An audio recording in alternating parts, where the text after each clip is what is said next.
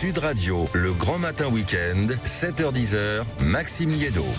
Nous sommes ensemble jusqu'à 10h et en direct avec vous jusqu'à 9h. On va débattre notamment de cette question. Est-ce que vous trouvez que les violences envers le président du Rassemblement national, Jordan Bardella, sont un peu banalisées? Hier, deuxième agression concernant celui qui est actuellement en dédicace et en tournée littéraire dans toute la France pour signer son livre, qui fait de la politique bien sûr. Mais il y a des réflexions comme ceux qui disent « Oui d'accord, alors une violence déjà, est-ce qu'on peut vraiment parler de violence ?» Et d'autres qui disent de façon un peu plus assumée « Oui d'accord, on ne valide pas ses propos ni ses agissements, mais en réalité, c'est peut-être à la hauteur de la violence politique que provoque Jordan Bardella. » Vous, quel est votre regard, auditeur de Sud Radio, sur le sujet? Vous nous passez un petit coup de fil, 0826 300 300. Vous pouvez également voter, participer à la conversation et puis commenter sur le site sudradio.fr, l'application et les réseaux sociaux. Jordan Bardella, la violence contre le président du Rassemblement national est-elle banalisée?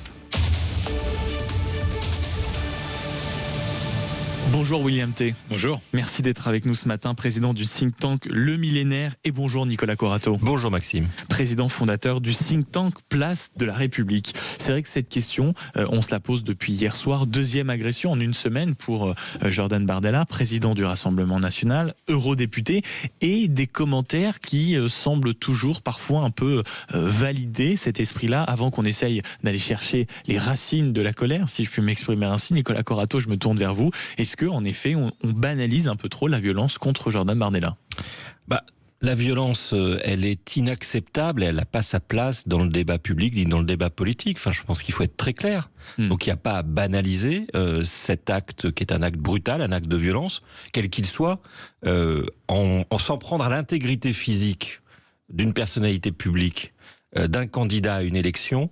C'est un acte que moi je qualifie de fasciste. Et quel que soit le camp politique dans lequel et duquel ils proviennent. Il n'y a pas de demi-mesure chez vous? Ah non, je pense que la violence, quand on est démocrate et républicain, on bannit la violence du débat public. Je dis pas que le débat public ne peut pas être violent, il est violent dans les arguments, il peut être violent dans la forme qu'il prend, y compris à l'oral. Moi, je ne suis pas pour un discours policé, je pense qu'on peut se dire les choses et parfois avec des mots assez crus. La limite qui est posée, c'est la violence physique. Sinon, on bascule dans ce que la gauche a dénoncé pendant des années, l'invasion des meetings de Simone Veil par le Front National, la course effrénée et l'agression d'une conseillère municipale par Jean-Marie Le Pen.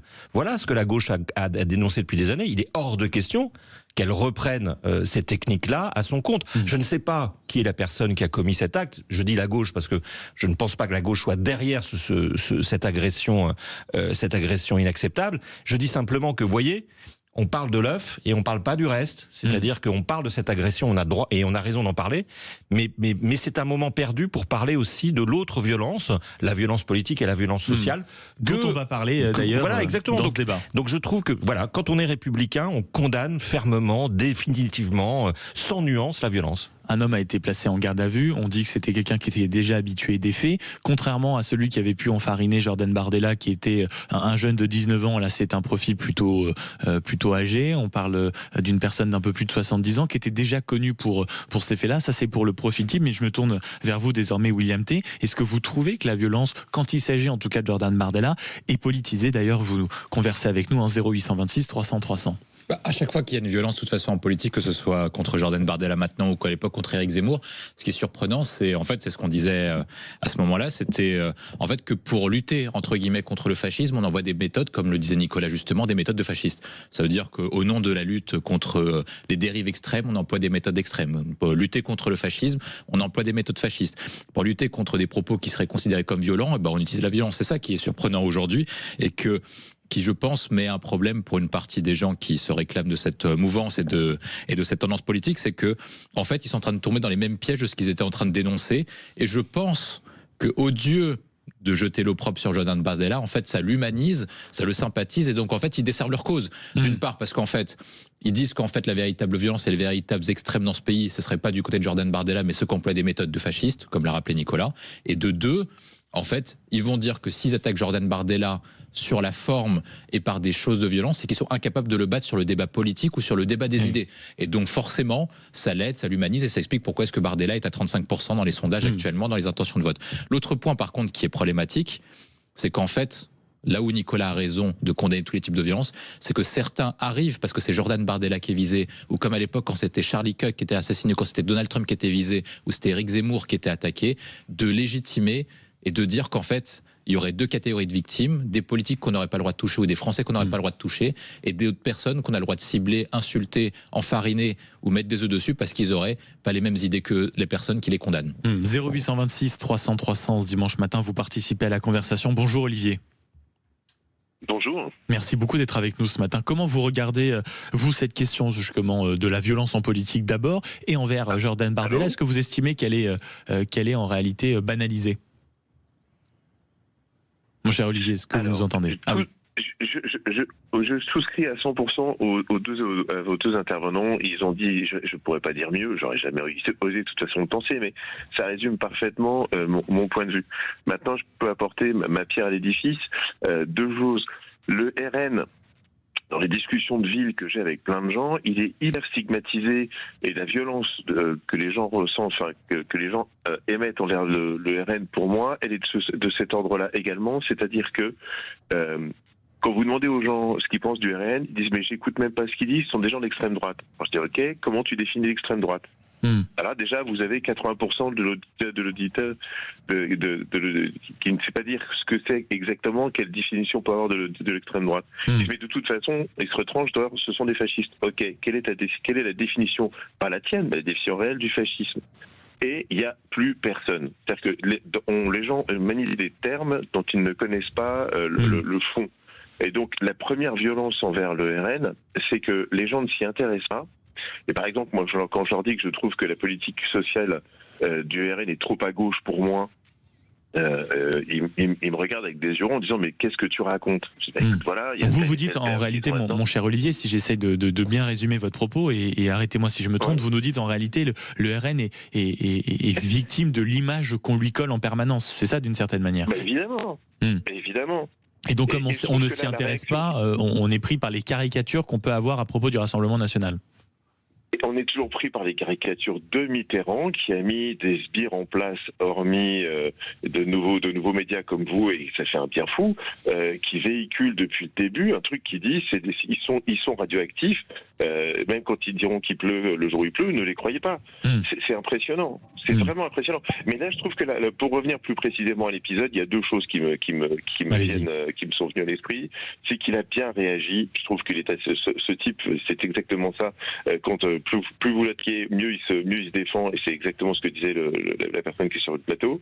Le deuxième truc là qui est plus dans l'autre sens, c'est que quitte à, ce côté l'œuf et la farine, c'est un petit côté franchouillard, marrant, révolutionnaire. C'est pas dangereux, hormis l'idéologie que ça déploie, et je suis d'accord. Il y a un petit côté franchouillard où je retrouve un peu mon pays là-dedans. Même si je condamne fermement. Mais l'idée qu'aujourd'hui on manifeste une certaine protestation à base d'œufs et de farine, on se dit bon, tant que ça ne reste parfois que de l'œuf et de farine, même si vous condamnez totalement, mon cher Olivier, je comprends l'esprit auquel vous faites allusion. Je vous remercie de nous avoir appelé au 0826 300 300. Merci d'être fidèle à Sud Radio. Je vous souhaite un très bon dimanche. Dans ce que dit Olivier, mon cher Nicolas, il y a quand même quelque chose d'intéressant, c'est en réalité le manque d'intérêt et parfois le manque de fond concernant le Rassemblement national, et on le voit un peu aujourd'hui sur les plateaux. On a largement critiqué, je crois que c'est encore le cas, très amplement la manière dont Jordan Bardella pouvait travailler, à quel point parfois vous pouvez manquer d'épaisseur, de consistance, mais il y a aussi peut-être un travail qu'on ne fait pas, que ne font pas beaucoup de gens concernant le Rassemblement national, ce qui fait que ce n'est qu'un enchaînement de caricatures. Oui, et moi je ne serais pas d'accord sur le fond avec votre auditeur, mais sur la forme je peux lui accorder crédit, vous avez raison. La question qu'on devrait se poser quand on vient de la gauche, c'est de continuer à démontrer, parce que c'est le cas, que le Rassemblement national de M. Bardella est bien un parti d'extrême droite. Alors qu'est-ce qui vous le fait encore dire, parce que c'est Olivier qui le disait. Et pas simplement parce que le Conseil d'État le dit. C'est un parti qui fait partie d'une tradition qui vient des remises en cause des acquis de la Révolution française. La liberté, l'égalité, la fraternité. C'est le parti de l'étranger qui a choisi un camp, il y a quelques années, qui était celui de l'Allemagne, et qui ont choisi un autre aujourd'hui, qui est celui de la Russie. Pour vous, ils sont encore pro-russes aujourd'hui? Écoutez, c'est un parti... Ils ont remboursé le prêt, Jordan Bardella a toujours dit que c'était une agression. On parle de violence aujourd'hui. Le président de la République reçoit le président ukrainien. Est-ce que vous avez entendu Jordan Bardella dernièrement soutenir Monsieur Zelensky? Est-ce que vous avez entendu Monsieur Bardella? Ça a été la ligne du Rassemblement Est-ce que national. vous avez entendu Monsieur Bardella critiquer le plan de Monsieur Trump, qui est inacceptable pour l'Europe? Ces sujets-là, on les pose jamais sur la table quand on a le Rassemblement national en face de soi. Et moi, j'aimerais que ce soit sur ces sujets qu'on interroge le Rassemblement national, qui n'est pas un parti patriotique, qui est un parti antinational. Antinational au sens de la nation que nous avons créée, du projet national que nous avons créé depuis la Révolution française. Jordan Bardella fait partie d'une génération, avec Monsieur Zemmour, qui remettent en cause systématiquement les acquis de la Révolution française. Et c'est là-dessus qu'on devrait se battre. 0826 300 300, est-ce que vous partagez les analyses qui sont en train d'être faites? Mais vous venez en parler, discuter avec votre café du dimanche, c'est autorisé. 0826 300 300, vous savez quelle question que je vais vous poser, William T, la réponse à ce que vient de dire Nicolas. Est-ce que, en effet, Olivier nous le disait, on ne sait pas toujours comment qualifier le Rassemblement national. Quand on utilise des grands mots, les gens ne savent pas toujours les définir. Est-ce que vous rejoignez Nicolas quand il affirme que c'est un parti, en tout cas un parti d'étranger dans le sens anti-national? Moi, ce qui me marque au Rassemblement national, c'est qu'ils n'ont jamais su opérer des clarifications de ligne, hormis sur des choses symboliques pour plaire à la gauche. C'est-à-dire que Marine Le Pen, depuis qu'elle est présidente du Rassemblement national, en fait, elle n'avait jamais voulu rassurer les gens de droite, notamment parce qu'on lui pose à chaque fois la même question en disant est-ce qu'elle veut mener un programme de droite. Elle a répondu à Darius Rochebain, votre confrère, en disant qu'elle voulait pas faire des réformes économiques, taper sur les fonctionnaires. En tout cas, sur les fonctionnaires, c'était une politique de droite. C'était une politique de droite. Mais par contre, ce qu'elle fait, c'est qu'elle s'est couchée moralement sur les grands totems de gauche. C'est pour ça que je suis pas d'accord avec ce que dit Nicolas. C'est-à-dire qu'en fait, sur les grandes concessions qu'elle doit faire, sur les questions sociétales, sur la vision de la société, etc., à chaque fois, elle a donné le point à ce qu'on appelle la gauche morale pour lui donner le point.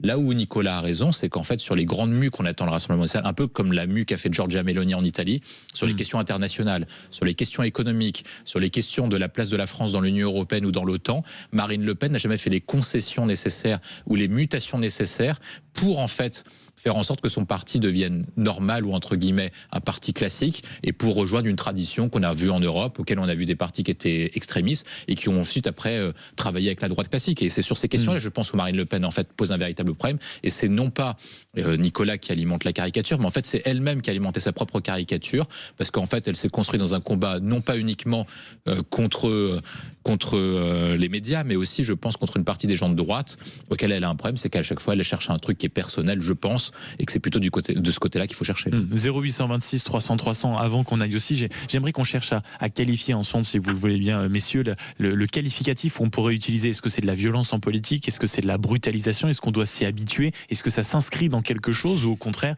est-ce que c'est seulement des personnalités aujourd'hui qui cristallisent cette violence? Mais vos propos font réagir au 0826 300 300. Bonjour Hervé. Bonjour. Merci beaucoup d'être avec nous ce matin. Comment allez-vous? Bah moi je vais bien. Toujours à l'écoute de Sud Radio. Vous êtes dans le coin d'Antony, c'est ça? Voilà, exactement. Est-ce que vous avez un temps qui fait rêver ce matin? Oui, je vois le ciel, ça a l'air un peu dégagé là, j'ai l'impression, je sais pas. Pour un dimanche, c'est déjà exceptionnel, mon cher Hervé Sachet. Comment vous regardez le débat justement sur la violence en politique et plus précisément sur Jordan Bardella qui a subi une agression hier? Non, mais ce que dit votre invité là est pas faux, ça c'est juste politiquement, moi je trouve, oui, c'est psychologiquement bien vu. Moi je suis un peu affligé, si vous voulez, par les réactions de Pavlov de l'extrême gauche qui a toujours pas compris que le monde avait changé et que d'abord ils confondent régulièrement extrême droite et puis fascisme, c'est même l'opposé, même si ils sont violents, mais les communistes sont violents aussi, donc et l'extrême gauche est violente et elle le revendique notamment depuis la Révolution française. La résolution des conflits par la violence. Donc moi ça m'étonne absolument pas, si vous voulez. Donc c'est ça, et c'est affligeant parce que en fait il n'y a pas d'analyse politique. Et donc ils essayent de reproduire toujours le même schéma et au risque de fracturer encore un peu plus la population française. D'ailleurs celui qui a agressé, je crois qu'il a, donc c'est ce qu'on appelle un boomer, c'est quelqu'un qui a 70 ans. Non mais voilà, oui. Non on l'a pas remarqué, mais c'est vrai. Donc il y a à la fois des jeunes, si vous voulez, qui sont, alors on peut dire écervelés, qui ont peu de culture et qui connaissent pas véritablement l'histoire de la gauche, de l'extrême gauche, etc. et de la violence. Et puis vous avez des gens qui sont arc-boutés sur les années 68 et donc non mais c'est lamentable. Voilà, grosso modo. C'est lamentable et on entend bien votre critique des réactions en plus pavloviennes. Merci beaucoup mon cher Hervé d'avoir été avec nous. 0826 300 300, d'être fidèle à Sud Radio et je vous souhaite donc un très bon dimanche. C'est vrai aussi sur les réactions parfois un peu pavloviennes qu'on voit ici et là, très caricaturesques. caricatural, mais simplement pour terminer ce débat sereinement, messieurs, comment vous qualifiez ça? Tout à l'heure, j'utilisais le mot de brutalisation. Est-ce que c'est tout simplement une nouvelle ère politique, c'est-à-dire que la violence est beaucoup plus quotidienne parce que réseaux sociaux, médias en boucle, on a l'impression que c'est partout? Est-ce que c'est vraiment une augmentation progressive? Est-ce qu'on s'y habitue? Comment vous observez ça, Nicolas Corato? Non, malheureusement, j'ai l'impression que ces types de violences s'expriment depuis longtemps dans les campagnes électorales. C'est pas nouveau, c'est pas un phénomène nouveau, hein. Vous parlez d'enfarinement. Monsieur Hollande, candidat à la présidentielle, avait été enfariné à l'époque et ça. Pardon, Manuel Valls. Donc, on n'est pas du tout sur quelque chose de nouveau. Ce qui est nouveau, c'est pas tant la violence qui s'exprime vis-à-vis des candidats. Et j'espère que cette campagne sera sereine. Je l'espère vraiment.